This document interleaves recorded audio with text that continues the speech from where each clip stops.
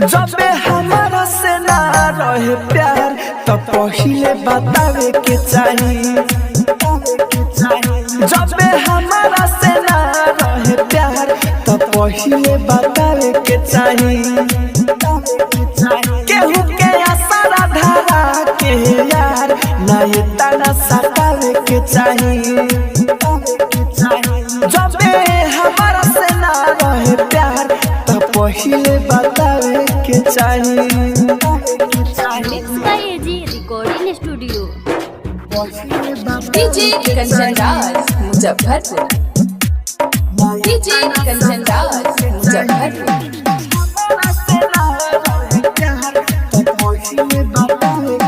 दिले हमरे तोड़ के तोरा पैसे के मिल सुकून हो।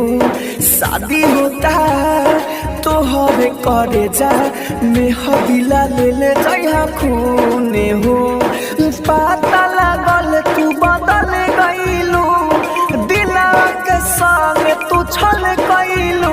हमर जिंदगी भइल बड़ा बादा बढ़े बार। झूठो बाबू सोना कही के यार ना प्यार के जतावे के चाहिए। जब हमारा से ना रहे प्यार तो पहिले बतावे के चाहिए। आप सुन रहे हैं एजी एंटरटेनमेंट की धमाकेदार डीजे कंचन राज मुजफ्फरपुर।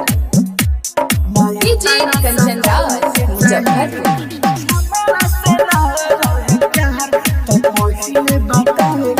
राइटर यार बिया चंदन तोहरा ला रोई हरदम में हो।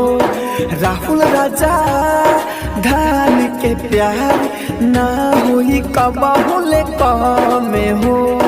तू भूले जाइबू हमारा के हम ना भुलाइबे तोहरा के। ये बात सुनाना से हो विश्वास। जब दूरी करे के रहे यार ना पहिले सतावे के चाहिए। हाँ जब हमारा से ना रहे प्यार तो पहिले बतावे के चाहिए।